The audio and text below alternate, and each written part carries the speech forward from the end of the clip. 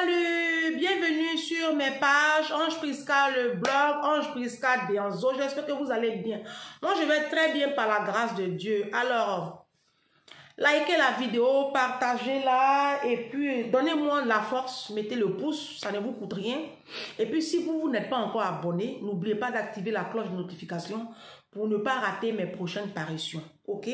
On va programmer un live même ces temps-ci là. Ne vous pressez pas. Si. Bon, je vous dis tout le temps que je suis là sur les réseaux sociaux pour aider ma communauté à changer son level, son mindset, son système de pensée. D'accord? Parce que c'est notre système de pensée là qui fait que nous sommes une race aussi méprisée dans le monde entier. C'est parce que nous avons un système de pensée qui nous assujettit, qui nous rend pauvres. J'avais une amie algérienne à l'époque qui n'a jamais travaillé. Une mamie, c'est une mamie, elle n'a jamais travaillé. Et quand ses enfants sont allés, ses enfants étaient grands, on leur a coupé les allocations. Quand son mari est parti à la retraite, elle était obligée d'être maintenant nounou. Et c'est comme ça, elle et moi, on s'est rencontrés à Poissy. Et on a sympathisé ensemble, on était très proches. Et un jour, je vais chez elle, je me rends compte que ses enfants ont tous échoué. Elle avait 5 enfants, il y a une seule qui est sortie militaire. Et cette dernière qui est sortie militaire là, elle allait faire son mariage en Afrique, en Algérie. Et donc cette mamie là me montre la fête du mariage de sa fille et elle me montre en même temps sa maison. J'étais subjuguée de voir que la fête s'est passée dans une grande demeure et elle me dit que c'est la maison son mari et elle. Je lui ai demandé, mais tu ne travaillais pas, tu n'as jamais travaillé. Où l'argent est quitté pour construire une maison à 3 niveaux comme ça? J'ai compris que c'était les allocations des enfants qu'elle avait pris pour elle et son mari pour bâtir cette demeure en Algérie. Voici un système de pensée médiocre, nul, nuleux et nulatique qui détruit la communauté africaine et maghrébine ici à la diaspora. Et c'est ce que je dénonce. C'est bien beau, tu as construit une grosse maison en Algérie, mais son grand-fils vit encore sous son toit. À l'époque, son grand-fils devait avoir une 40aine d'années à l'époque. Là, je vous parle d'une histoire qui se passe il y a 9 ans en arrière.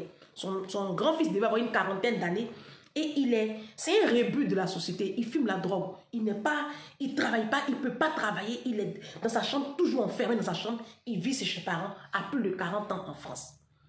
Sa dernière fille, c'est pas la peine. C'est pas la peine. Ses enfants ont échoué. Vous voyez? Vous voyez? Au lieu de construire une grosse maison en Algérie, là, si elle avait pris cet argent-là pour bâtir ses enfants, ces 5 enfants seraient aujourd'hui des cadres supérieurs ici en France.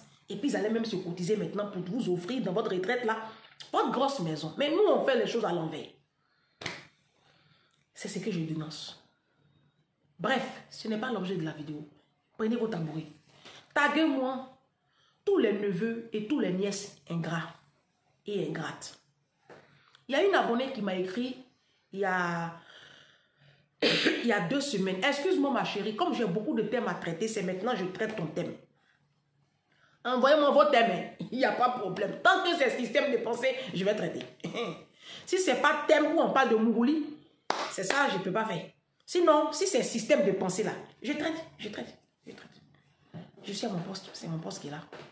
Alors, cette dame-là m'a écrite et elle me dit ceci: Ange, je te suis beaucoup et je te dis merci parce que tu as transformé ma façon de penser. Tu as transformé ma façon de penser.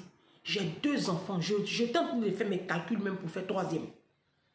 Je m'apprêtais à arrêter ma pilule pour faire 3e. J'ai dit, pilule là même c'est petit, il faut les mettre stériles. Et puis vers la fin du film là, enlève-moi tes trompes là, puis tu me les balances quelque part là-bas. Elle dit, ah ouais, il dit si. Faut plus faire 2 là, c'est bon. Tu les as eu avec le même homme? Elle dit oui. Et dit, tu es marié? Elle dit, c'est le mariage que tu connais, que tu critiques ici là. Moi, ça me fait réfléchir maintenant. Il dit, ah d'accord. Et puis, non, vous les noirs là même, on doit vous délivrer aussi. Hein? Elle dit, c'est le mariage que tu critiques 2 jours et puis, je suis en train de réfléchir là. Et tu es en train de réfléchir et en même temps, tu es en train de réfléchir pour faire 3e enfant. Elle dit, ah, je vais faire mes enfants. Non, que le Seigneur ait pitié de vos âmes.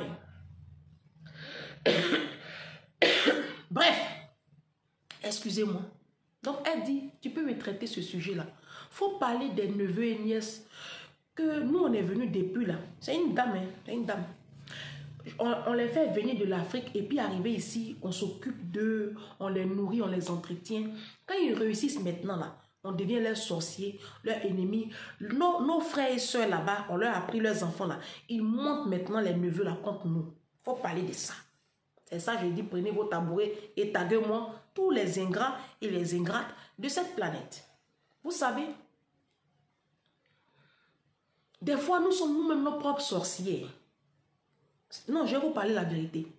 Vous connaissez la parabole des 10 lépreux dans la Bible. C'est-à-dire, c'est l'histoire des 10 lépreux.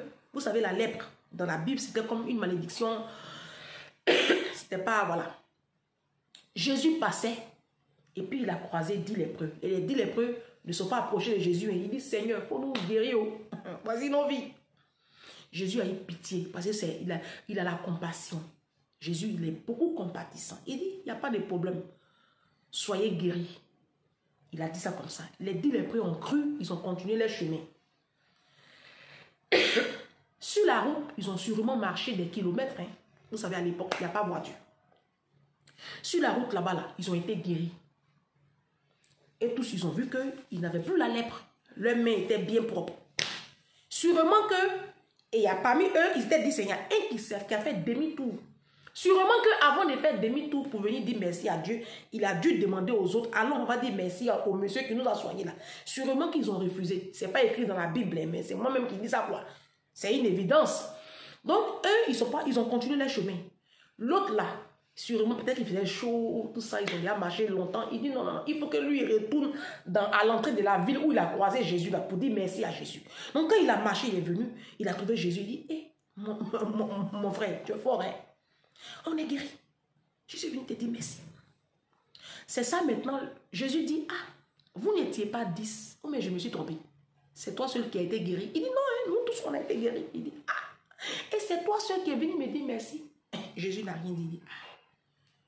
Vous voyez, Dieu même, là, il aime la reconnaissance. C'est pour cela que chaque fois, on est en adoration, on élève le Seigneur, on prie Dieu, on lui dit merci. Dieu aime merci. Hein?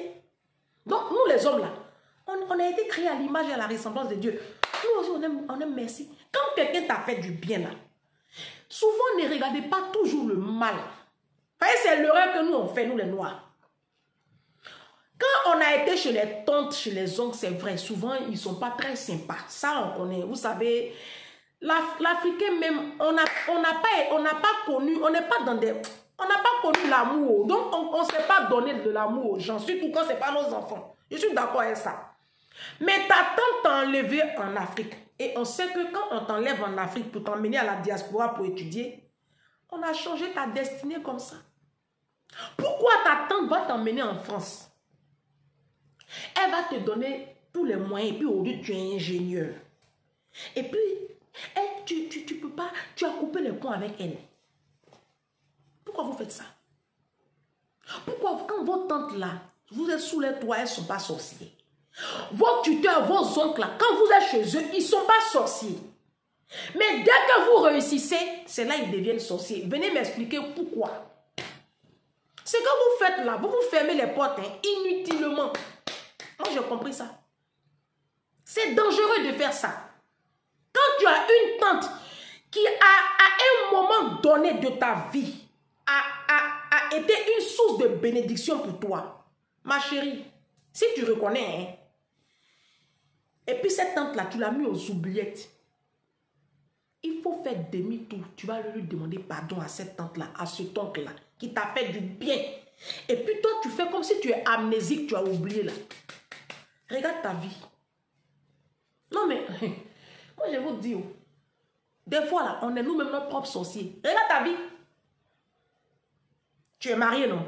Mais est-ce que tu vis un mariage épanoui? Tu travailles, tu as la diaspora, tu travailles. Mais toi-même, tu sais que ça ne va pas bien dans ta vie. Tu sais? C'est quand vous voyez les gens là, vous faites comme si tout va bien. Sinon, vous, la nuit là, vos oreilles sont mouillées. L'âme là, ça coulisse quand ça rentre dans l'oreille. Tu n'as pas la paix. Mais c'est parce que il y a une tante qui t'a fait du bien.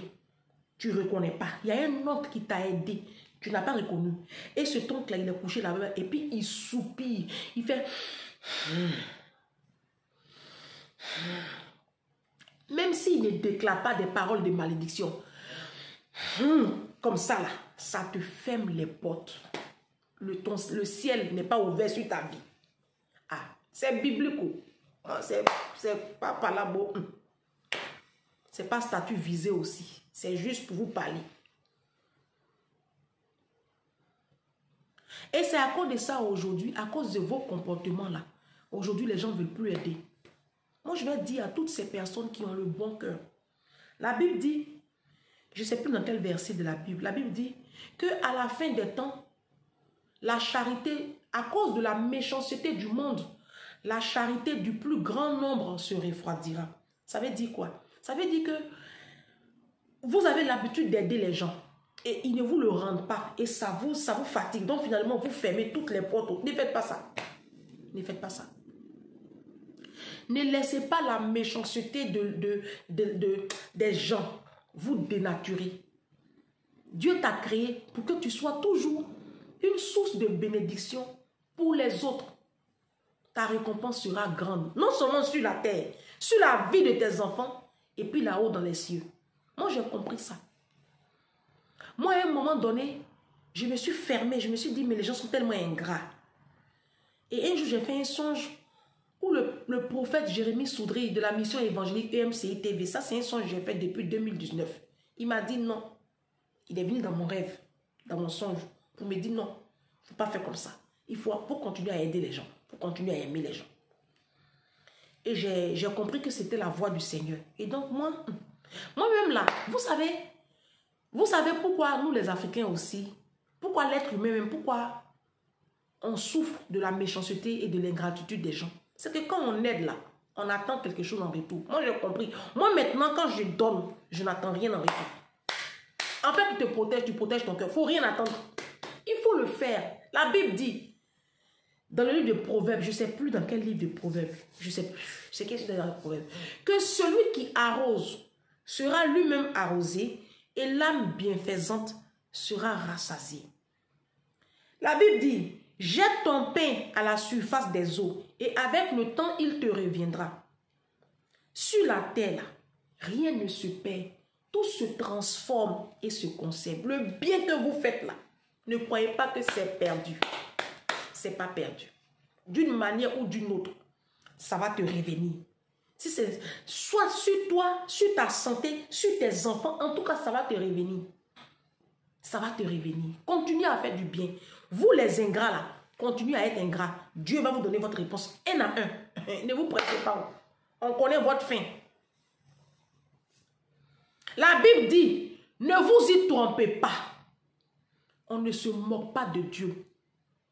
Ce qu'un homme aura sémé, il le moissonnera aussi. C'est un verset de la Bible écrit mot pour mot, comme je viens de le dire. Ne vous y trompez pas.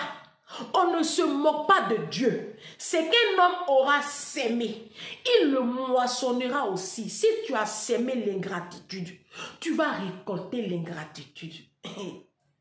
Ce qu'on fait sur la terre, là, on paye. Vous qui prenez le mari de vos camarades, là, c'est comme ça demain. Là. Ce foyer-là même, tu ne seras jamais heureuse et épanouie dedans.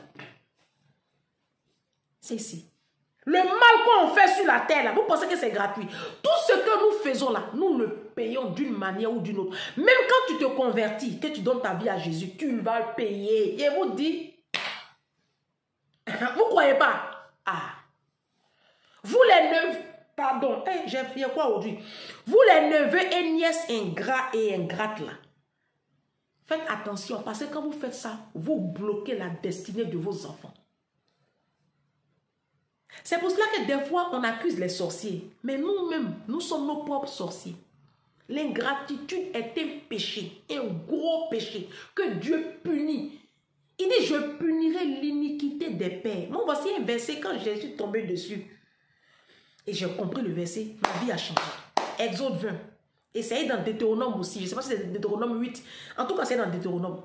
Je punirai l'iniquité des pères sur les enfants jusqu'à la 4e génération. Et ce que nous faisons sur la terre, là, nos enfants vont payer, nos petits-enfants, nos arrière-petits-enfants, jusqu'à la 4e génération. Faisons attention. Hein.